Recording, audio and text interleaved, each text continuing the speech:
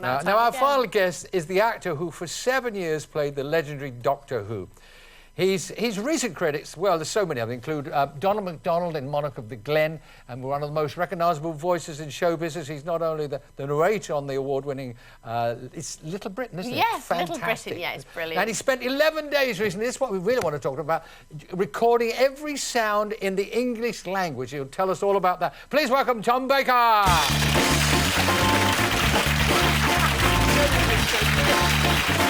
Come on in, they won't hurt you. I promise you, Tom, they will not hurt you. What a memory you've got. Hello. Oh, you don't like kisses? Do you not do straight I don't do kisses. It's fine, the handshake is fine. But thanks, I felt your pulse. I already feel the presence of not only Tom, but Doctor Who here. Please take a pew, Mr. Who. Now, as of yesterday, Tom, this is quite extraordinary. They're lovely, they're harmless, they're lovely. As of yesterday, you become the voice of BT, let me get this right, text messaging. Now, how exactly, tell us this poor mortal, how does this work?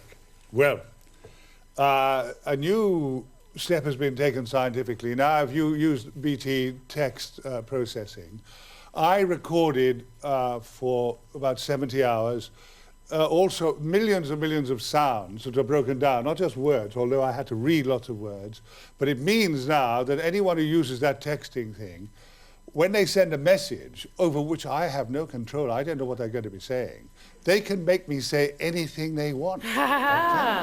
It's true. Now, not long ago, I had a phone call from my wife, which gave me a terrible jolt because you don't expect to get calls from your wife.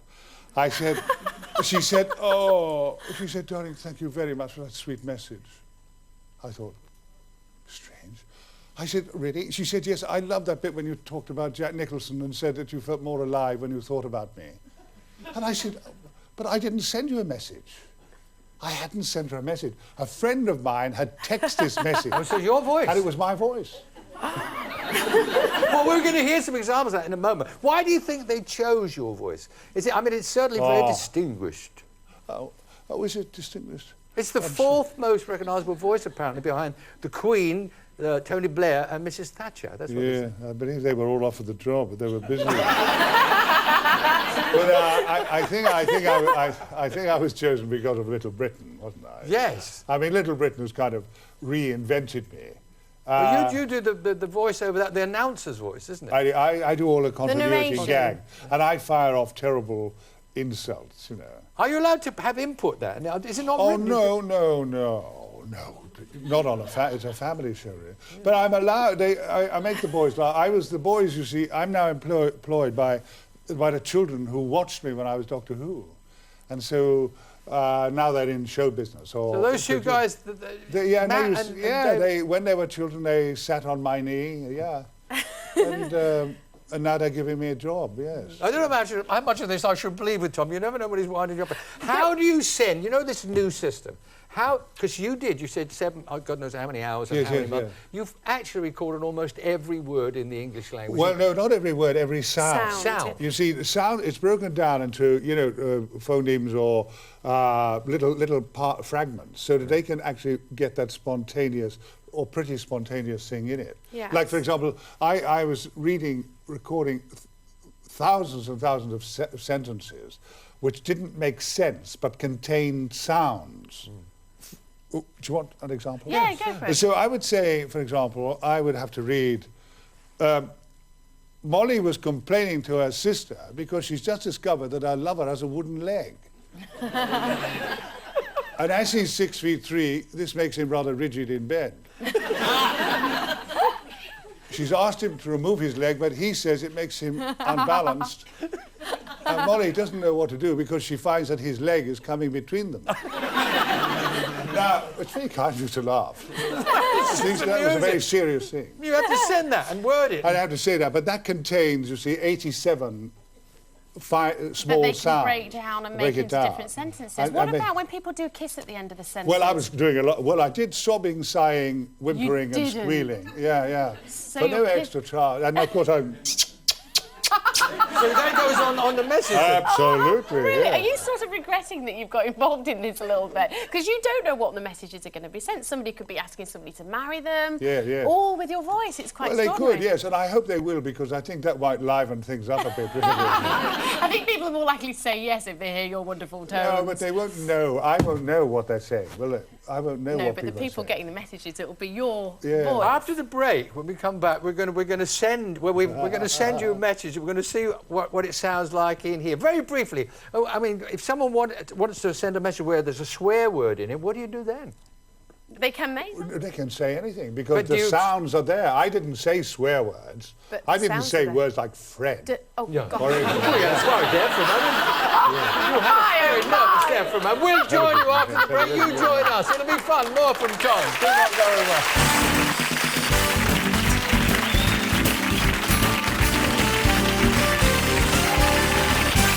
Well, welcome back. We're talking with Tom Baker. Now, before the break, we were talking about your new role as the voice of a new text message service. And earlier today, we text a message. We've put one in, and let's see how it works. So let's see how you sound. Hi, Tom. Thanks for coming to see us on Today with Des and Mel. Isn't that lovely? Yes. Was that me? It was you. Is that the first time you've heard one of them play? Yeah, that? Yeah, that's you. Well, there you are. It was only, we were going to send something naughty. We thought maybe we better not. No. We were just discussing in the break there, you know, how did you feel when you got that first call from the Little Britain people? Were you sort of, surprised? To be the narrator? Well, because they were young, you know, it's always inspiring to be asked, you know, because I remember the days when I was known by young people. And that was wonderful. Now, you know, where I live, not long ago, I was standing outside a shop, a very smart shop, and I saw the man waving. And I waved at him. I thought perhaps he wanted some advice or something like that. Or perhaps, you know, some attention. And I said, and I waved like that, and he went, and so I did that like that, and he went. So I said, I looked over my shoulder, and he said, and I said, why? And he said, image. Image. And he moved me. I thought, Christ, man, you wouldn't have dared do that 50 years ago. And of course he wouldn't. You know, he didn't know me anymore. He didn't know me anymore. Absolutely incredible, you know. But when you did get that call from Little Britain, it wasn't a hit show when you first got that call. No, it wasn't. The narrative, the script is so obscure. The things that you have to say are so crazy. You know, how easy was it to say, yeah, I'll go with this, I'll run with this and see what happens with it? Did you It was have an very easy. You had an instinct that it was going to be Well, no, I had brilliant. nothing else to do, you know. Aww. No, I didn't. I know that's very But pathetic. you've you know, always but- done voice Well, I've done voices and everything like that, but I only really feel alive, you know, if I'm talking to people or to myself sometimes in sad moments, and the people are laughing. That's what we do. What about that continuity announcer on the BBC? Now, not many actors get offered to do that. Did you have any input in that? Well, I did have some input in that, but that was because that's another example of the producers on that all watched me. You see, again, they were. It has a snowball effect. That's right. It has. Yeah. Suddenly you're back on the scene, and the man to have and the man to see. That's right, and people are terribly, terribly reassured. You know, so I do religious programs. The other day I was doing a commentary about Buddhists, and the next day I was doing one about nudists, and then I was doing McDonald's butch hamburgers. So I think really quite diverse. I think what I've never lost. I've remained as shameless as ever, yes. Now, you've worked with some distinguished names, Maggie Smith, Anthony Yes. Hopkins, Laurence Olivier, but I just can't believe this. You actually fancy maybe doing a role in Coronation Street? That would be something you'd quite like to do? I would think Coronation Street would be the ultimate, yes. Why the ultimates? Well, simply because they get such huge audiences, and I come, of course, from Liverpool, not all that far away.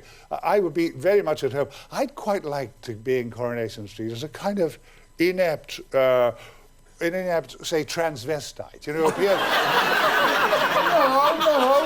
no. Stay with him. I'm not trying to make you laugh because you know an awful lot of men, you know, get their wives' tackle on at night. Well, I mean, as far as I know, you can't believe everything you hear. I mean, I've tried to get my own wives on, but it raised my blood pressure a bit. But I like the idea of being I think a Little clumsy Britain's rubbing off on you. I'd like to be a transvestite who appears in a Rover's Return. Yeah. And it's really rather mysterious. Yeah. And it's not really well made up and all that kind of thing. And it needs a shave. Oh, well, let's hope the producers are and then listening. sort of says, and then asks for 2 pints of Abbott's, you know, or whatever it was. But the women come up and see me in a little office. And the butch guys there keep saying, what does he do? What does he do? And the women say, never you mind. He listens to us. You also watch that, fancy... We're told we also... You got me... Sorry. You've got me thinking about another role you say you would love to be in. You'd like to be in The Last of the Summer Wine. Why? Oh. That's yours? Well, I'm excited now. For 2 reasons. I was working with the little lecherous man, Robert Fife. You know, he's always on the bike after a woman. And so he said, Tom, oh, you'd like it in Last of the Summer Wine. I said, would I? He said, yes. I said, why is that? He said, well, every afternoon, he said, we have a little sleep. I said, what? Every afternoon? Yeah, yes, he said, we have a little sleep and there's no running about, you know? I said, well, that's fantastic. And what about the crew? He said, they have a little sleep as well. This lot don't sleep, thank God. So that sounds like a job for me, really. Sounds like a great job for anybody. As well as being voted the 4th most recognisable voice, you've also been voted, I think it was 4th again in a magazine to be the 4th most eccentric star. I mean, yeah, you were behind Bjork, Chris Eubank and David Icke. Right? And just in front of Ozzy Osbourne and John McCurrick. You were 4th. That's a bloody disreputable crew. Actually, that whole 5 of them should be locked up. I don't want to be in that gang. Does it bother you being dubbed eccentric? Because, you know, you're not the actual norm guy. And when you walked in, you sort of did your little thing, and then you go off on these lovely little... Well, I mean, this is the way I come into people's... Because, you see, the thing is, I'm so excited to be asked to come on here. No, let me finish. Don't start crying. Because... You've got 30 seconds to Right, finish. well, the thing is, you know, I've been to lots of... I've never been invited back twice. Oh, really? Oh, you Well, come back. Here. We want you to come No, back. you don't mean it. You Yes, don't we mean do. it. We want it back, don't we? Yes, we Fabulous. Thank you very much. We'll watch out, and I'm going to send you lots of strange messages to have to read and see whether you send them. Really thank this wonderful guy, Tom Baker. Thank you, Tom. Thank you, Tom. Even though you wouldn't kiss me, it's fine. You can come back. You're not into kissing yet? You're not into the showbiz thing. You have to feel No, you're not love. kissing me. He's licking his lips. That's it for our show today. So join us tomorrow when we'll be